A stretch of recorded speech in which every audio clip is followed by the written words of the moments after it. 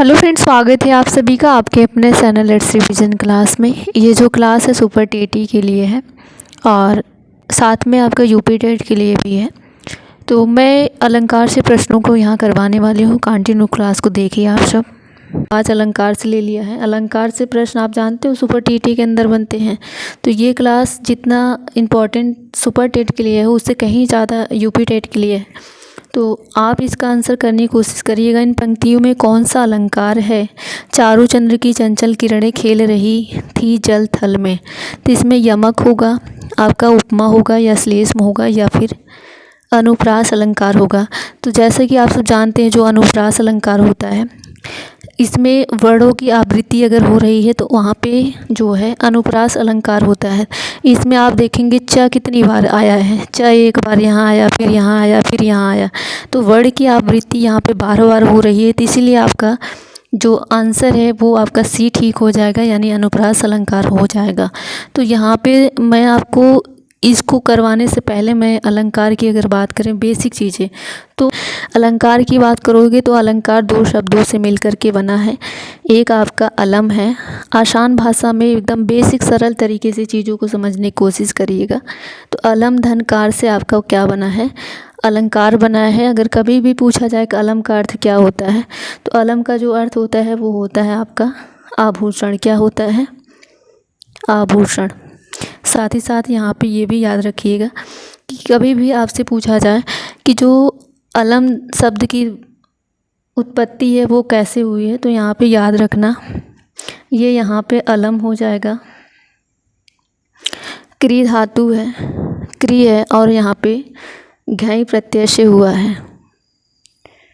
ये भी याद रखना। ये तीनों बातें। अलंकार का शाब्दिक अर्थ, अलंकार कैसे बना है? दो शब्दों से बना है, अलम धनकार। और इसमें अलम क्री धातु और घई प्रत्यय से बना है। कभी भी अलंकार शब्द के जनक के बारे में पूछा जाए तो अलंकार शब्द के जनक याद रखना आचार्य भामा को बोला जाता है। तो यहाँ पे ये भी आपके लिए इम्पोर्टेंट है, आचार्य भामा। कितना बनेगा अलंकार से प्रश्न? सबके सब मैं करवा दूंगी। अगर यहाँ पे आपसे बना पूछा जाए कि अलंकार के भेद कितने होते हैं तो याद रखना अलंकार के भेद थोड़ा सा विवादों में रहता है। 3 भी होते हैं एंड 2 भी होते हैं। अगर बात करोगे मुख्यतः अलंकार की तो मुख्यतः 3 होते हैं। कौन कौन सा होता है? एक आपका शब्द अलंकार होता है, एक आपका अर्थालंकार होता है, एक आपका जो है उभय अलंकार होता है। कभी भी पूछा जाए कि अलंकारों का जो है सर्वप्रथम वैज्ञानिक वर्गीकरण किसने किया था, तो ये भी यहाँ पे समझते रहिए। सर्वप्रथम जो वैज्ञानिक वर्गीकरण है वो जो है वो आचार्य रुद्रट ने किया था। ये भी याद रखना, आचार्य रुद्रट। कैसा प्रश्न, कहाँ से प्रश्न? चीज़ ध्यान देना। अलंकार का शाब्दिक अर्थ पूछा जाए तो आभूषण, इसको सजावट भी कहते हैं। जिस तरह से स्त्री श्रृंगार करने के बाद जो है ज़्यादा खूबसूरत अच्छी लगती है, उसी तरह से जो अलंकार है वो काव्य की शोभा बढ़ाने के लिए जाना जाता है। तो याद रखना इस बात को। साथ ही साथ अगर आपसे पूछा जाए कि अलंकार के मुख्य कितने भेद हैं या कितने वर्गों में विभाजित है तो 3 और 2 दोनों के याद रखना। अगर पूछा जाए कि जो है वो 3 कौन कौन से हैं तो आपका शब्द, अर्थ एंड उभय अलंकार है। तो इनके जो पार्ट हैं वो मैं किसी क्लास में करवा दूँगी, बट बेसिक चीज़ें आप समझते रहिए। अगर पूछा जाए कि जो शब्द अलंकार है उसके कितने भेद हैं तो उसके 7 भेद हैं। 7 को मैं यहाँ पे बताऊँगी। अनुप्रास है, यमक है, श्लेष है और वक्रोक्ति है। तो इन्हीं हिसाब से एग्ज़ाम के अंदर प्रश्न बनते हैं। और मैंने बताया कि जो अलंकार शब्द है इसके जनक जो है आचार्य भामा है, ये भी याद रखना। और अलंकार 2 शब्दों से बना है, अलम धनकार से बना है। आसान है, इजी है। और अगर बृहद में जाओगे तो जो इसका जो शाब्दिक अर्थ होता है वो आभूषण होता है और सजावट भी बोलते हैं, आभूषण को श्रृंगार भी बोलते हैं। प्रश्न थियरी काफ़ी ज़्यादा हो गई यहाँ पे, उसके लिए सॉरी, मैं माफ़ी चाहती हूँ। बने रहना, बहुत सारी चीज़ें यहाँ पे आप सबको सीखने को मिलेगी। वही मनुष्य है जो मनुष्य के लिए मरे, इसमें कौन सा अलंकार होगा? यमक होगा, रूपक होगा या फिर अनुप्रास होगा या फिर श्लेष्म होगा? अभी अभी हमने बताया यहाँ पे अनुप्रास अलंकार होगा। कौन सा अलंकार होगा? अनुप्रास। क्योंकि ये जो पंक्ति है ये मैथिली शरण गुप्त की है। उन्होंने कहा कि यह पशु प्रवृत्ति है कि आप ही चरें और वही मनुष्य है जो मनुष्य के लिए मरे। ये मैथिली शरण की गुप्त की पंक्ति है। इसमें जो मनुष्य है ना, ये 2 बार आया है। तो ये यहाँ पे आपका जो है वो अनुप्रास अलंकार ठीक हो जाएगा। और अनुप्रास जो है वो 2 शब्दों से बना है, अनु एंड प्रास से। अनु का मतलब बार बार होता है, प्रास का मतलब वर्ण या अक्षर होता है। अगला सवाल आपका बहुत ही सिंपल है। जेते तुम तारे तेते नभ में न तारे। इस काव्य पंक्ति में दिए गए विकल्पों में सही अलंकार का आपको चयन करना है। प्रश्न का जो उत्तर है वो आपका यमक अलंकार ठीक हो जाएगा। आप जानते हो यमक अलंकार जो होता है उसका अर्थ ही होता है यमक का 2। कितना? 2। यमक अलंकार से प्रश्न जो आपके एग्ज़ाम में आएंगे वो आसानी से आप कर पाएंगे। बस एक चीज़ यहाँ पे समझिएगा, इसमें जो ये आया है 2 बार, दोनों बार इसका अर्थ जो होगा वो अलग अलग होगा, तभी आपका यमक अलंकार होगा। ऐसे एक फेमस एग्जाम्पल है, कनक कनक ते 100 गुनी मादकता अधिकाय, वा खाए बौराए ना नर या पाए बौराए। तो इसका भी फेमस एक एग्ज़ाम्पल मैंने यहाँ पे बताया और ये भी काफ़ी प्रसिद्ध एग्ज़ाम्पल है। तो याद रखना, इसका आंसर आपका यमक ठीक हो जाएगा। यमक का जो अर्थ होता है वो होता है 2 या फिर जोड़ा। ये जोड़े में आया है और दोनों बार जो है दोनों का अर्थ अलग अलग हो तो आपका यमक अलंकार कहलाएगा। किसका जो एक का अर्थ है वो कल्याण करने से है और दूसरे का अर्थ जो है वो आपका तारे मतलब तारों की संख्या से है। प्रश्न में ये कह रहा है कि अंबर पनघट में डुबो रही तारा घट उषा नागरी। इसमें कौन सा अलंकार होगा? सारे प्रश्न अलंकार से हैं। रूपक है, अनुप्रास है, या फिर उपमा है, या फिर श्लेषम अलंकार है।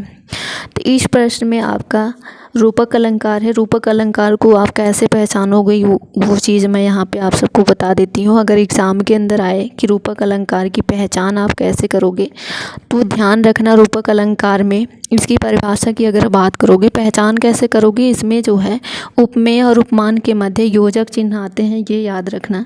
तो ये दोनों में योजक चिन्ह दिख गया, बिना कुछ सोचे समझे आप रूपक अलंकार लगा दोगे। साथ ही साथ इसकी परिभाषा भी आप याद रखिएगा, जहाँ पर जो है उपमेय और उपमान में कोई अंतर ना दिखाई दे वहाँ आप रूपक अलंकार लगाते हो। या फिर ये पहचानने का एक ट्रिक आप याद रखना, इस डैश को है ना, तो वहाँ पे आपका रूपक अलंकार हो जाएगा। एक फेमस एग्जांपल है, मैया मैं तो चंद्र खिलौने लय हूँ।